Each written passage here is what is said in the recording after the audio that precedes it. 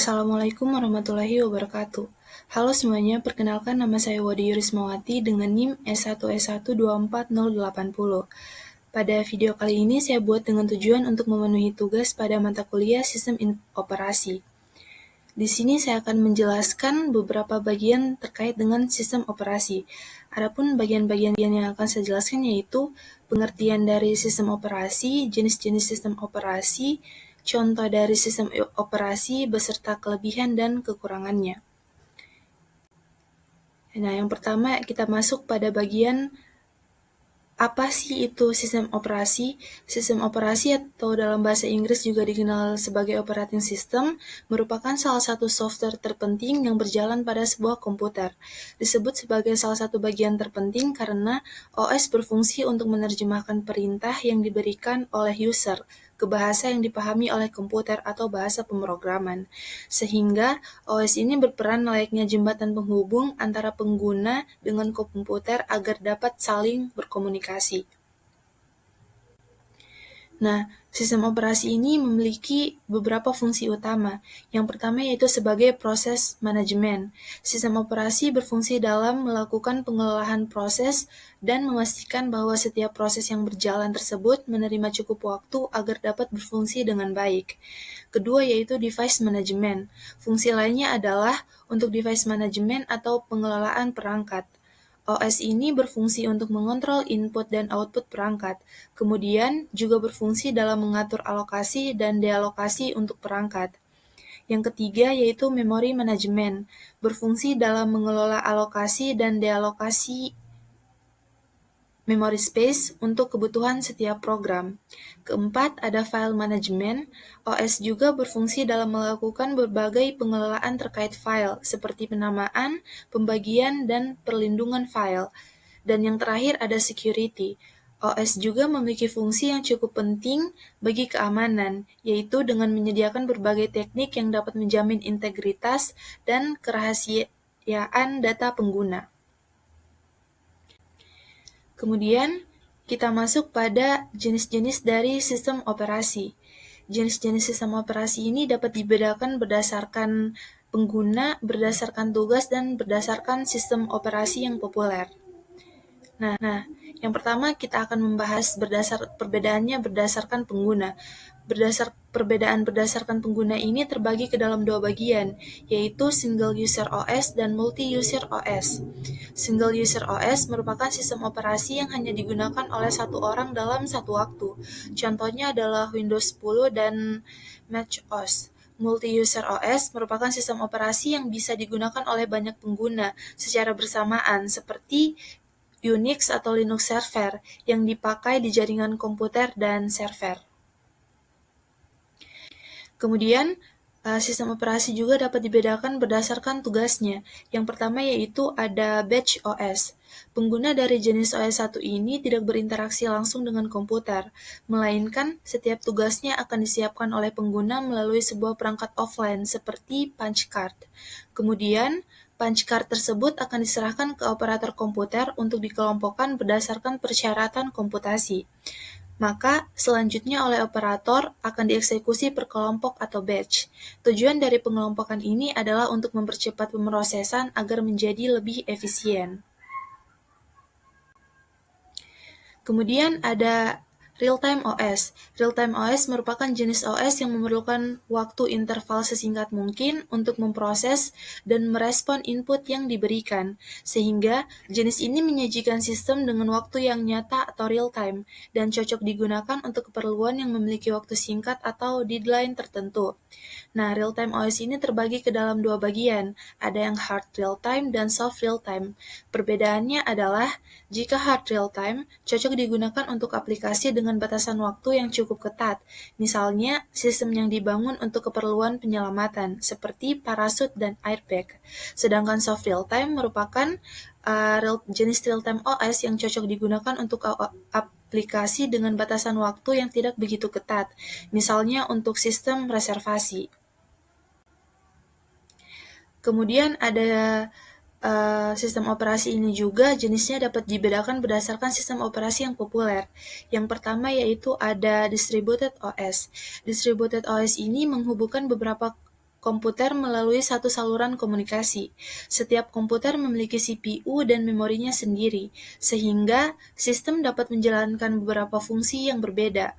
Keuntungan utama dari penggunaan distributed OS ini adalah pengguna dapat mengakses file yang tidak terdapat di sistemnya, melainkan di sistem lainnya yang terhubung. Kemudian jenis yang selanjutnya ada Embedded OS. Embedded OS merupakan jenis sistem operasi yang dirancang untuk sistem yang tertanam atau embedded system, yaitu sistem komputer yang dirancang khusus untuk melakukan satu atau beberapa fungsi tertentu, dan biasanya tertanam dalam satu kesatuan perangkat. Nah, selanjutnya ada juga Mobile OS. Mobile OS merupakan jenis sistem operasi untuk perangkat seluler seperti handphone, tablet, atau perangkat lainnya. Contoh dari Mobile OS yang cukup populer yaitu Android dan iOS. Mobile OS ini memberikan kemudahan bagi pengguna dalam mengakses atau menggunakan perangkat seluler. Kemudian, jenis yang selanjutnya ada Network OS. Network OS merupakan jenis OS yang berjalan pada server dan memiliki kemampuan untuk pengelolaan data, groups, user, security, application, dan fungsi jaringan lainnya. Selain itu, sistem operasi jaringan ini juga memungkinkan untuk pembagian printer dan file pada komputer yang terdapat di satu jaringan yang sama. Nah, kemudian kita masuk pada contoh dari sistem operasi. Contoh dari sistem operasi yang pertama ada Microsoft Windows. Microsoft Windows merupakan OS yang dirilis pada tahun 1980-an oleh Microsoft. Terdiri dari beberapa versi seperti Windows XP, Windows Vista, Windows 7, Windows 8, Windows 10, dan yang terbaru yaitu Windows 11. Adapun kelebihan dari Microsoft Windows adalah mudah digunakan, memiliki banyak software, dan cocok untuk gaming. Namun kekurangannya yaitu berbayar, rentan terhadap virus, dan bisa lambat jika tidak dirawat. Kemudian contoh sistem operasi yang kedua yaitu macOS. macOS atau yang sebelumnya dikenal dengan OS X merupakan OS yang dikembangkan oleh Apple. OS 1 ini digunakan sebagai sistem operasi utama bagi seluruh produk komputer Mac milik Apple. Adapun kelebihan dan kekurangan dari macOS ini adalah kelebihannya itu stabil, aman, dan terintegrasi dengan produk Apple. Tetapi kekurangannya yaitu mahal, hanya untuk perangkat Apple, dan kurang cocok untuk gaming. Nah, jenis atau contoh sistem operasi yang ketiga itu ada Linux. Linux ini pertama kali dirilis pada tahun 1991 oleh Linus Torvalds. Versi dari Linux ini dikenal juga dengan sebutan distro atau distribution. Contoh beberapa distro Linux yang cukup populer yaitu CentOS, Ubuntu, Debian, OpenSUSE, dan lain sebagainya. Kelebihan dari Linux ini sendiri yaitu gratis, open source, aman, dan ringan. Serta kekurangannya yaitu tidak semua aplikasi Windows ini kompatibel dengan Linux sehingga butuh pengetahuan dan pembelajaran yang lebih lanjut lagi. Kemudian, contoh yang selanjutnya itu ada Android. Android merupakan sistem operasi yang digunakan untuk perangkat seluler, terutama yang memiliki desain touchscreen seperti smartphone dan tablet. Android ini pertama kali dikembangkan oleh para developer yang dikenal sebagai Open Handset Alliance dan kemudian disponsori oleh Google. Adapun kelebihan dari Android ini sendiri yaitu fleksibel, memiliki banyak aplikasi, dan banyak pilihan atau versi HP, tetapi memiliki juga kekurangan seperti sering terjadi fragmentasi dan rentan terhadap malware. Dan contoh sistem operasi yang selanjutnya yaitu ada iOS. iOS ini merupakan sistem operasi yang dikembangkan oleh Apple dan digunakan sebagai sistem operasi utama bagi perangkat seluler produksi Apple, seperti iPhone, iPad, dan iPod. Kelebihan dari iOS ini sendiri yaitu aman, update-nya seragam, dan juga stabil, tetapi kekurangannya itu sistemnya tertutup dan hanya tertuju untuk produk Apple saja. Kemudian di sini juga akan saya jelaskan terkait dengan sistem operasi yang sudah digunakan sejak pertama kali seperti MS-DOS. MS-DOS atau Disk Operating System adalah pendahulu Microsoft Windows yang kita kenal saat ini. DOS ini merupakan awal mula metode sistem operasi komputer yang digunakan oleh IBM. DOS ini sudah ada sejak beberapa dekade yang lalu. Kemudian, jenis sistem operasi yang satu ini mengalami masa kejayaannya pada tahun 1980-an. Adapun kelebihan dari DOS ini adalah salah satunya yaitu ukurannya yang kecil sehingga tidak memerlukan kapasitas penyimpanan atau storage yang besar. Selain itu, DOS juga bisa digunakan di berbagai perangkat. Namun, DOS ini mengharuskan penggunanya melakukan perintah dalam bentuk teks sehingga pengguna perlu mengingat berbagai format perintah yang ada. Nah, yang selanjutnya itu ada Unix. Unix ini merupakan salah satu jenis sistem operasi yang sudah ada sejak lama seperti DOS tadi. Biasanya, Unix ini digunakan sebuah komputer mini sebagai server jaringan. Unix ini bersifat sangat ringan dan sangat membantu dalam proses pemindahan kerja dari satu komputer ke komputer yang lain.